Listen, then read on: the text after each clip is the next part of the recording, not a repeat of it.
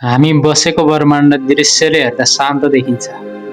आकाशमा टल्किरहेका ताराहरू, अनन्त फैलिएको अन्तरिक्ष र समयको निरन्तर प्रवाह। तर यो शान्त दृश्यको पछाडि एउटा गहिरो सत्य लुकेको छ। ब्रह्माण्ड स्थिर छैन, यो फैलिँदैछ र अझ अचम्मको कुरा, यो फैलावट समयसँगै झन् तीव्र हुँदै गएको छ। यस विस्तारलाई न त ताराले चलाइरहेको छ न त ग्यालेक्सीहरूले। यसलाई चलाइरहेको छ एउटा यस्तो ऊर्जा जसलाई हामी न देख्न सक्छौँ न त छुन नै सक्छौँ। विज्ञानले यसलाई डार्क एनर्जी भनेर चिन्छ। हामीले देख्ने संसार, पृथ्वी, सूर्य, तारा, आकाशगङ्गा, यी सबै ब्रह्माण्डको सानो अंश मात्रै हुन्। आधुनिक खगोलशास्त्र भन्छ ब्रह्माण्ड करिब 3 भागमा बाँडिएको छ। करिब 5% सामान्य पदार्थ, करिब 27% डार्क म्याटर र 68% डार्क एनर्जी। यसको अर्थ स्पष्ट छ, ब्रह्माण्डको सबैभन्दा ठुलो हिस्सा हामीलाई अझै पूर्ण रूपमा थाहा छैन। 20औं शताब्दीको अन्त्यतिर वैज्ञानिकहरू एउटा साधारण प्रश्नमा केन्द्रित थिए, ब्रह्माण्ड कति गतिमा फैलिँदैछ भन्ने कुरा। यसको उत्तर खोज्न उनीहरूले अध्ययन गरे टाढाको सुपरनोभाहरू।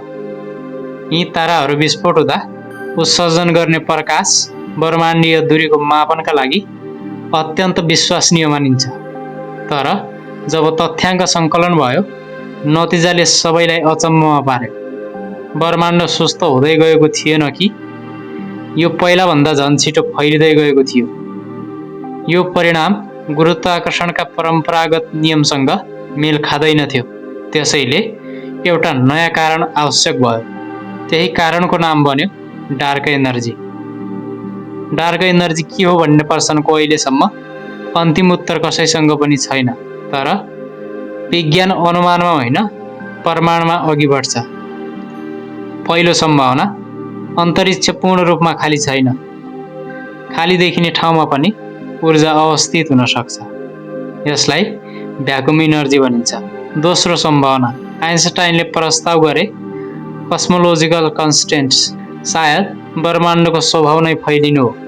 तेस्रो सम्भावना, हाम्रो भौतिक शास्त्र अझै अधुरो छ। सायद डार्क एनर्जी नयाँ विज्ञानको सुरुवात हो।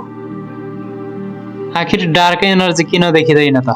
डार्क एनर्जी प्रकाशसँग अन्तर्क्रिया गर्दैन, यो कण जस्तो व्यवहार गर्दैन।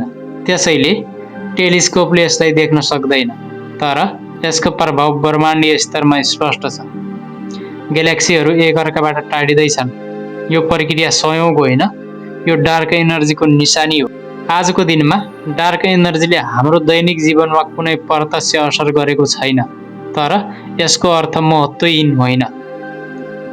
डार्क एनर्जीले निर्धारण गर्छ ब्रह्माण्ड कति समय जीवित रहन्छ, तारा कति समयसम्म बल्छ र जीवनको सम्भावना कति टाढासम्म जान सक्छ। यदि डार्क एनर्जी स्थिर रह्यो भने ब्रह्माण्ड अनन्तसम्म फैलिँदै सिसिँदै जानेछ। यदि यसको प्रभाव बढ्दै गयो भने ग्यालेक्सी, तारा, ग्रह र अणु सबै टुक्रिन सक्छन्। यी सबै वैज्ञानिक सम्भावनाहरू हुन्। अन्तिम सत्य अझै खुल्न बाँकी छ। डार्क एनर्जी हामीले नदेखेको तर अनुभव गरिरहेको शक्ति हो।